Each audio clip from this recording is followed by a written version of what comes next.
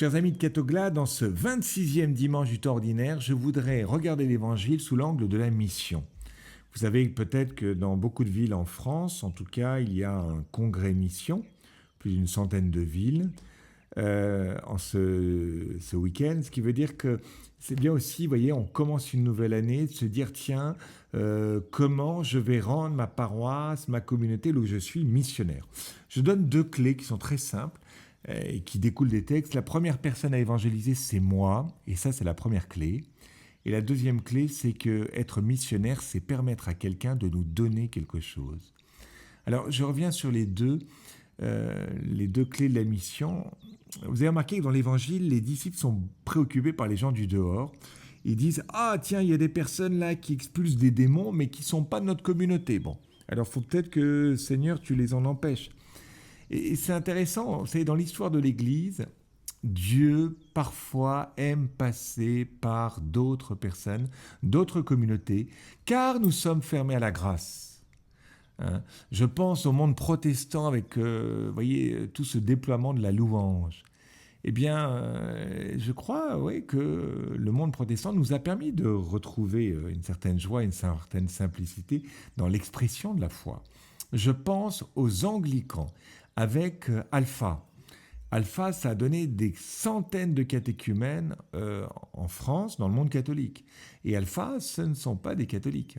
Donc comment le bien passe par des personnes extérieures? Je pense à d'autres personnes comme Gandhi, comme Simone Veil, très intéressée par la Bible et le Christ, mais qui n'a pas demandé le baptême et qui a énormément influencé la philosophie chrétienne aussi. Donc, le Christ, vous voyez, dans ce passage, nous dit, attendez, les gens du dehors, on ne va pas les regarder, c'est pas ça qui est important, c'est plutôt vous, votre personne. Et celui qui est un scandale, une occasion de chute, pour un seul de ces petits qui croient en moi, mieux vaudrait pour lui qu'on lui attache au cou une de ses meules. Donc regarde, si tu as une occasion de chute, ah ça c'est un problème. Si ta main est pour toi une occasion de chute, coupe-la, si ton œil, etc. Regarde d'abord toi. Nous sommes la première personne à évangéliser. C'est le drame du chrétien qui parle de la miséricorde et qui ne se confesse plus. Bon. Du chrétien qui parle de la prière et qui ne prie pas. Bon. Donc le drame du missionnaire, c'est quand il est perpétuellement en décalage par rapport à ce qu'il annonce. J'aime beaucoup dans l'Église la vie monastique. Et j'aime bien l'été me reposer dans des monastères parce que le simple fait d'habiter un monastère me replonge dans en fait la finalité de ma vie et l'efficacité de ma vie. L'efficacité de ma vie, c'est quoi? En fait, c'est l'union à Dieu. Un moine, c'est quelqu'un qui cherche dans les activités de son quotidien à convertir son cœur, à être uni à Dieu par tout ce qu'il est, en dehors d'un activisme effréné en dehors du monastère. Donc ce n'est pas tellement ce qu'il fait qui change le monde, c'est ce qu'il est. Et en quoi cette vie fraternelle et ses activités le changent, lui, d'abord. Dans ce rapport à moi-même, les biens ont une importance pour la mission, et c'est ce que nous dit la lettre de Jacques. Vous savez que Jacques se plaint, il dit « Mais attendez, vous utilisez mal les richesses, d'abord. Vous avez mené sur terre une vie de luxe et de délices. Vous avez condamné, vous avez tué le juste. » C'est terrible, hein, quand on arrive avec nos richesses à faire du mal. Et en plus, vous les avez mal acquises, ces richesses, parce que vous avez frustré le salaire des ouvriers. La richesse, elle est faite pour la mission. Nous sommes propriétaires, oui, d'accord, mais cette propriété privée n'est pas une propriété privante. Elle doit donner la vie. Il y a quelque chose de l'ordre de la destination universelle des biens qui fait qu'on est propriétaire pour quelque chose plutôt que de quelque chose. Donc comment ma propriété, mes biens sont au service de la mission?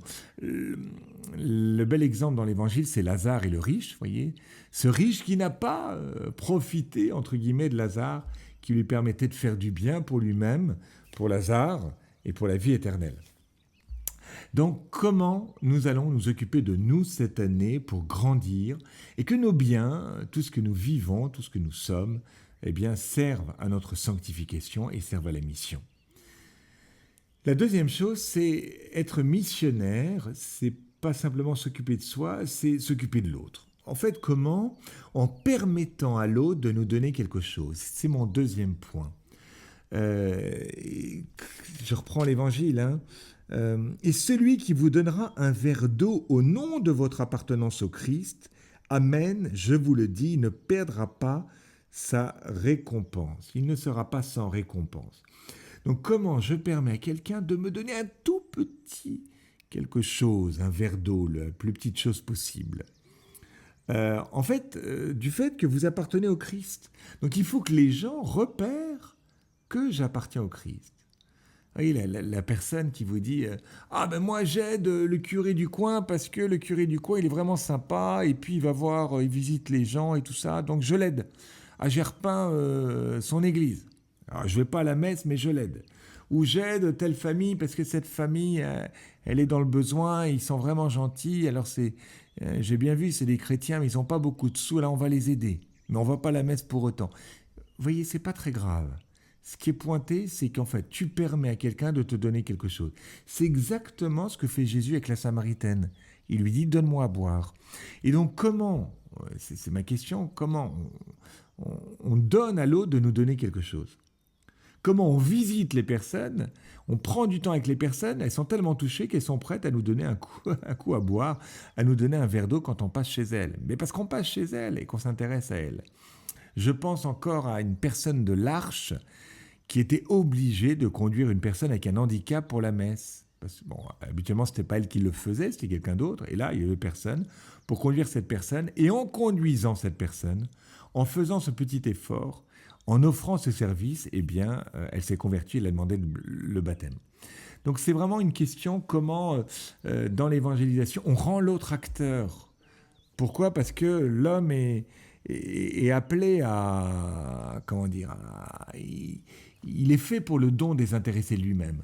Donc comment j'appelle, comment je prends du temps pour connaître les personnes, pour repérer les talents, comment je les rencontre, comment je sors de mon groupe, comment aussi, au contact de l'autre, je permets à l'autre de se dévoiler. Vous savez, quand on aime quelqu'un, on se dévoile. Le fiancé, il dévoile ses atouts, ses capacités, ses talents. La fiancée, pareil, quand elle est amoureuse. Et donc le fait de mettre des personnes ensemble dans un climat qui est sain fait que les gens se mettent en jeu et dévoilent leurs talents. Et c'est vraiment important, je pense. Hein. Il faut qu'on permette aux gens de nous donner quelque chose. Hein. C'est vraiment ce que dit l'Évangile. Hein. Celui qui vous donnera un verre d'eau au nom de votre appartenance au Christ, Amen, je vous le dis, il ne restera pas sans récompense. Alors que le Seigneur nous donne cette année, vous voyez, peut-être deux objectifs, de vraiment prendre soin de nous, hein, et de se dire comment je suis un saint, que la vie éternelle, elle commence maintenant, et qu'elle est cette réalité, elle est cette réalité la plus importante. Et puis, ma sanctification va passer par le fait d'aller vers l'autre et de lui dire donne-moi à boire, offre-moi quelque chose. Tu as des richesses, tu as des talents, donne-les, mets-les au service du monde et de l'Église. Et dans ce service, tu découvriras le bon Dieu. Amen.